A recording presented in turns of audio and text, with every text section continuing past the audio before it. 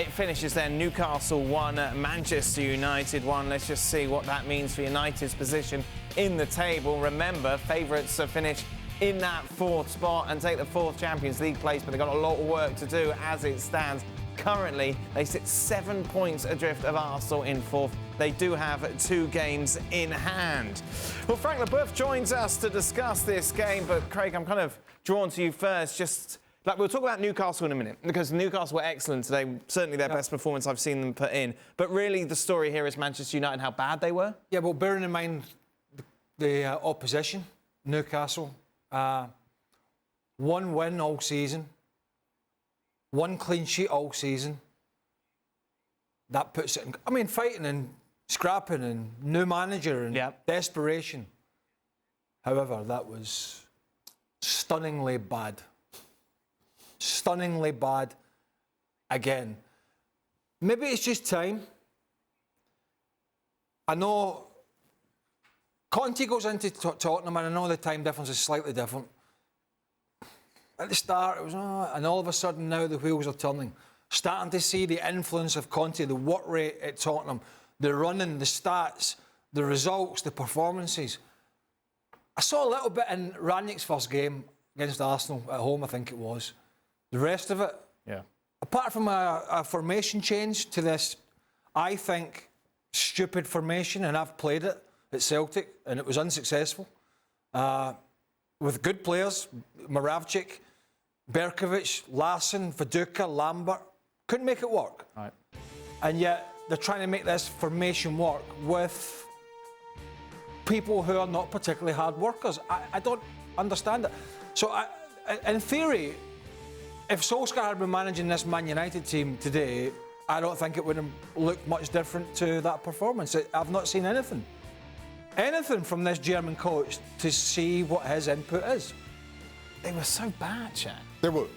Listen, on the one hand, you can point to individuals. Rafael Varane, goodness me, I don't think I've seen him play worse than today. Cristiano Ronaldo was simply absent, and there's nothing but the foul to talk about as far as contributions go. And even as you look around the park, you're wondering who put in a performance outside of Cavani and De Gea. Who put in a performance that even lived up to their own expectation. Never mind the expectation around Newcastle, but an expectation that had been lowered under Ole Gunnar Solskjaer. Who put in that kind of performance? And as I say, just those 2 players. While you could look at the individuals, Manchester United's last game was on the 11th of December. And you're asking, as much as we're talking about a new coach and change, you couldn't, as a coach coming in, you couldn't ask for more.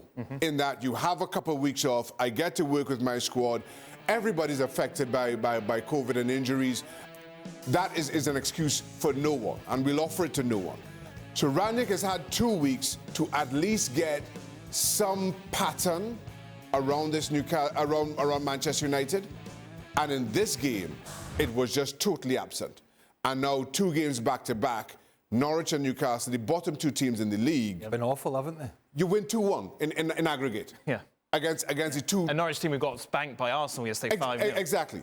2-1 on aggregate. And in all honesty, you're fortunate to get the point today against Newcastle United, because Cavani had a chance, but other than that, it was all about Newcastle.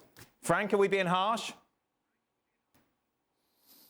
I don't know. I think I can agree with the guys. And for me, in contrary to what Shaka said, I think not playing games for more than a fortnight will maybe push them to have no, I would say, no way to get into that game and to be physically good enough to handle what Newcastle offered today, which was a real battle. And I found them physically very weak. I'm talking about Manchester United, and especially at the end of the game, where I thought after the equalizers that they could do something better and finish the game. And suddenly we saw Newcastle again being better than Manchester United. So I tried to find an explanation and maybe an excuse for my United players, and the only one I can find, is that physically they weren't there. And why they weren't there is because of the absence of 2 weeks, not playing games, being affected by the COVID and maybe by some injuries. But otherwise, I have no excuse whatsoever to offer to the audience, because really, that was appalling. Except Cavani, but at front, I felt the frustration of Ronaldo making movements, saying that he's not happy with the others, yelling at some players. I saw Fred completely nowhere near it. And the only good thing was the change that Rangnick made half time with Greenwood going out and Fred also, to put Sancho, who didn't exist, but to put Cavani and maybe change the result. But otherwise, there's nothing much to say, but an appalling performance. But why? I don't have the answer, but saying that maybe physically they weren't ready. I've seen nothing from him that suggests, Rangnick, that suggests at the moment this is going to be any more than the 6 month and then upstairs.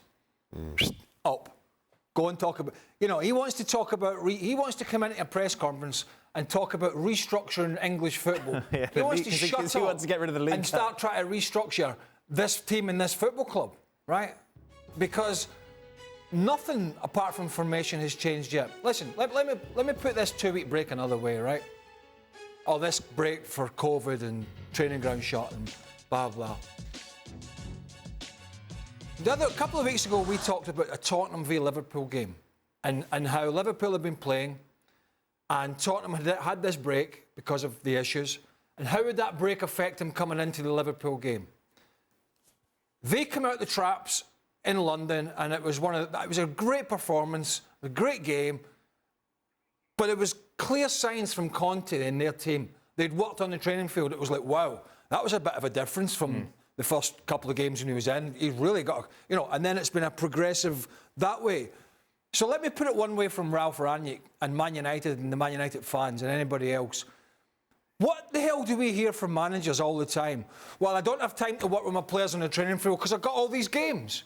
Well, you didn't have all these games. You had 2 weeks to work on the training field. What did we see? Yeah. We saw a shambles. We didn't see anything that was worked on the training field implemented in a game. We still saw a team of individuals and no real clarity between the players or link up between the players. And I think we saw that in Ronaldo's, and he may have to take some blame as part of it, but he sensed his frustration at, this is what I'm playing with now. This is the kind of quality giving the ball away against one of the worst teams in the Premier League. This is what Man United are all about. And I think that summed it up. So he had 2 weeks to work with his team. He had 2 weeks to work on formation, give or take 1 or 2 players. And that's what we saw. Absolutely rubbish. It was bad. Bearing in mind the opposition. Yeah. Not Man City they were playing. Yeah. It's not any of the big boys. They were playing a team that won 1 game all season. And they were outplayed and had a lot of possession, but were generally outplayed, and De Gea was the busier of the 2 goalkeepers. What was striking, even compared to United under Solskjaer, is that once Cavani got that equaliser, we were watching it, we're like, it's inevitable. Yeah. United, they've been rubbish for the whole game. Last 15 minutes, they're going to turn it on. They're going to somehow get 3 points. Well, he hasn't got that Solskjaer luck. What if they're just... That he had for a couple of years that got him away with it. But there wasn't that drive. There was just nothing there. Nothing at all. You could imagine Newcastle fans would inevitably get nervous, but they just didn't capitalise on that. Yeah. There was no energy whatsoever. It really was an awful performance, and you struggle to explain. But you're right. You're watching it and you think, we've seen nothing of Ronaldo, but he's going to pop up in the 87th and score. And Newcastle, I keep saying Newcastle, Manchester United are going to win this, and all will be forgotten. But it was anything but. And even after they get the equaliser, there was no change in tempo to their approach. And it was Newcastle, without their 2 main threats in Wilson and Saint-Maximin, who created the better opportunities. Still, with only Gale, the only attacking option available to them, it was still David De Gea who was the busier of the 2 goalkeepers. So now we're talking about an incredibly talented team, the names we've gone through. Clearly no pattern of play, up against a team's second bottom without strikers, and it's the team's second bottom without strikers who are creating the opportunities. That just speaks volumes to me, and it speaks to the challenge for Ralph Rangnick and the lack of impact that he's had so far. Just before we go back to Frank, I think Ranić will have to make a difference. That's what he's paid to do, right? You know, he'll have to make a difference. Otherwise, it'll be, you know, move on, bring the next person in. That being said, it's not all down to systems, and it's not all down to the manager. There's a big chunk of it, but it's not all of the story. And I think what we're seeing is at the moment is the consequences of letting a team fester in mediocrity and sort of conniving and scraping results with a manager who should never have been there in Solskjaer for so long that it almost there's nobody almost to answer to in terms of bad defeats. Solskjaer took the blame, good or bad. And he can answer these critics, and they brushed it off, and the players went away, and they put in the odd good performances. But there was nobody really for those players to answer to in terms of, you know, these bad performances. And it festered for so long. Yes, they finished second last season, I'll give you that. But this is what happens when you have mediocrity running through the veins for a couple of years. Thanks for watching ESPN on YouTube. For live streaming, sports, and premium content, subscribe to ESPN+.